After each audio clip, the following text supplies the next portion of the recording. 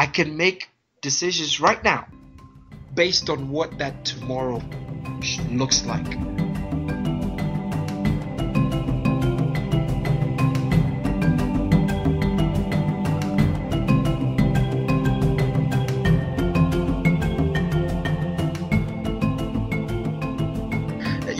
You gotta get out in the deep. You gotta find a way. I'm rereading this book, 0 to 1 by Peter Thiel. He's co-founder of PayPal. And he mentioned the one thing that stuck out that just brought me a new thought. He talks about the definite optimist, right? The definite optimist. So he talks about 4 different kinds. But the one thing, the definite optimist, and this is referring to the future, how the different parts of our world look at the future. Now, the definite optimist believes that there's going to be a good future and that they can affect it based on hard work and choices they make today. And I'd read this book before, but that spoke to me in such a new way. And what the question in my mind was, what does a year from now look like for myself and my family? And if I know the answer to that question, then I have it within my rights, within my power, God-given power and rights, to see that picture happen, because I know today and I can make decisions from today so that tomorrow is a reality. Now, right. I can't control the future, right? Mm-hmm. So the dream in my mind, the picture in my mind might actually not be. But that's not it. I can make decisions right now based on what that tomorrow looks like when I think about it, when I look at it. And that's the definite optimist. And that just hit me in a new way. I was like, dude, that's so powerful.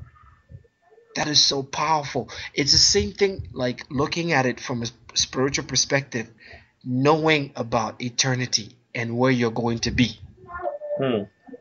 Because that knowledge requires a certain decision right now. Right?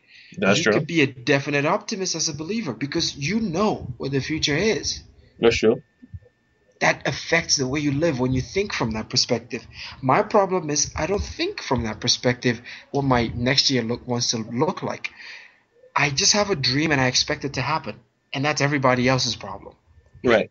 We just have these dreams and we expect it to happen. So we're sitting there, we want to be startup founders. We want to be this. We want to be that. But we never stop to look at that future and really then begin to put into place a plan.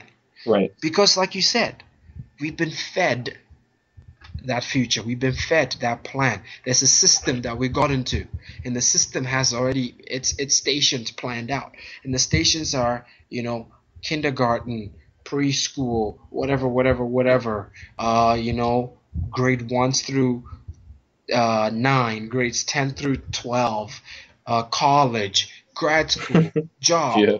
It's all figured out, right?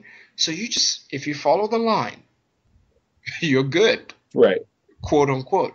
But the few of us who have been given the ability, God willing, to look at this and say, I don't know about this line. We have to figure this thing out. And the reality is nothing happens in the future the way I wanted to unless I make decisions today. And it just hit me. It was just this eureka kind of revelation moment. Like, that is so true. That is so true. It's stupid simple. Right. Not easy, but stupid simple. And if I sit on my hands and hope for the future, nothing happens. But if I actually put my hands to work because of a future I see, right, everything changes. Right. That's what helped. What is Martin Luther Dr. King's thing? I have a dream that someday, it wasn't that today, but someday, and he was standing on the stage talking about his someday dream. That's why that dream happened. Right. Not because how many people in that age, how many African American thought leaders, not just people, random people, thought leaders had the same vision but sat on their couches and moped about it? Right. Like everyone is in the media right now complaining about the killings at that church. Everybody's complaining about it, from startup founders to everybody. You say anything bad, they're going to bash you for it. And I'm just sitting there. I just got frustrated. I'm like, you know what? Shut up, because you're not doing anything about anything. Mm. You know, I'm not either. I get it, but don't cloud my airwaves with your stupid opinions when you're not lifting a finger either. What we need is a Luther King, a Yeah. Martin Luther King Yeah. that actually envisions that future and makes a decision today to change it. And that's just, to me, is revolutionary. It's like stuff but you realize all of a sudden, like, oh my gosh, this is the secret. Hmm. This is, you can apply it to everything, and like, this is the secret. If I want a better marriage, and I know in a year I want this and that between Tisha and I, today I have a decision to make. But And if I don't, I'm just existing. And that day will never come. That tomorrow would never happen. hmm, Because chance really does not lead to anything you want. Luck doesn't happen. luck doesn't happen.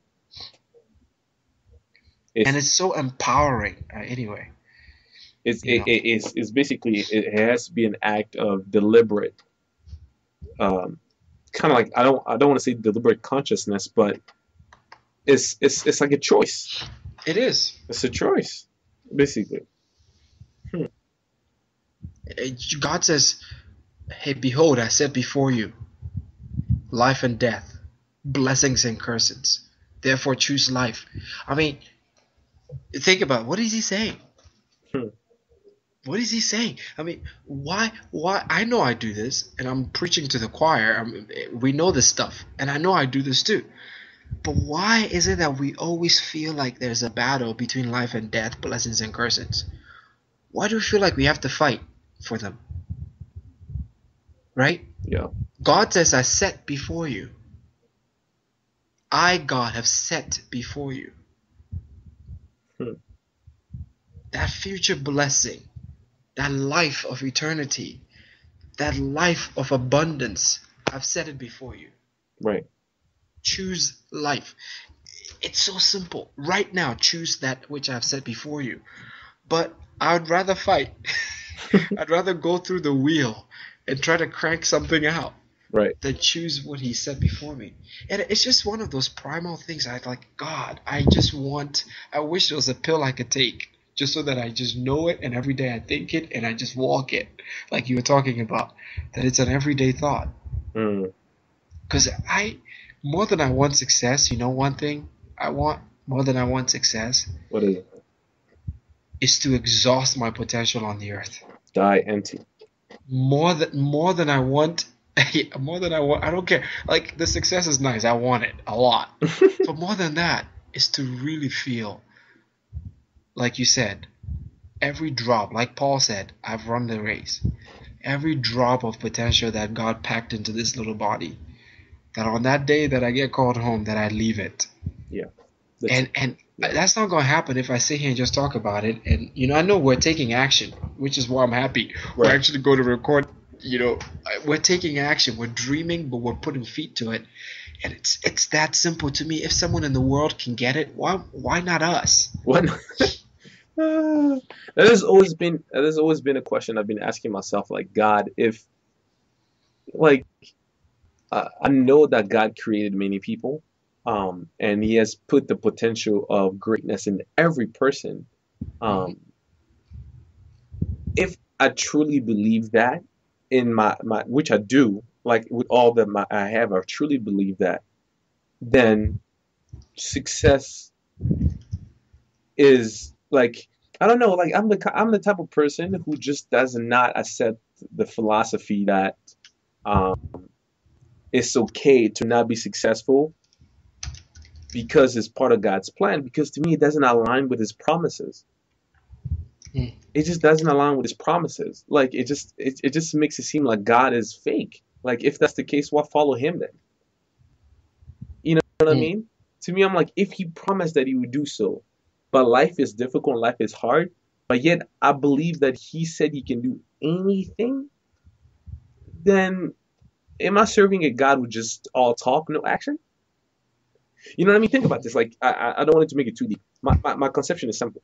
God said it's possible to me to do so, right? And yes, there's my part that I have to play into it, right? Which Right. if I do my part, he would do his part, right? Mm. So to me, I'm like, if we both hold our end of the bargain, then it's the success is it's a must. You know what I mean? Right. Right. You know what I mean? If we both hold our part of the bargain, it's a must. And then one thing I've noticed is that he holds his part of the bargain much easier than I hold mine, Oh yeah. which is He doesn't have a problem. right. He doesn't have a problem. So to me, I'm like, for me to just make the effort to make sure that I hold my part, because I know he for sure will hold his part, then Mm. success is inevitable. It has to come. It has to come. You know. Mm. Hmm. Anyway, man, I'm hoping really um, to help a lot of our listeners and the people that are gonna be getting this content to realize that, man, like the fear, get over that fear. Mm-hmm. Get over that fear. Mm-hmm. You know, it's, I mean, the fear is normal. Getting Yeah. over it is gonna take some extraordinary type of, you know, Right. of work on your part. Mm. You know, it's gonna take some extraordinary type of work on your part. This That's it. that's Get it. over the fear. Get over the fear.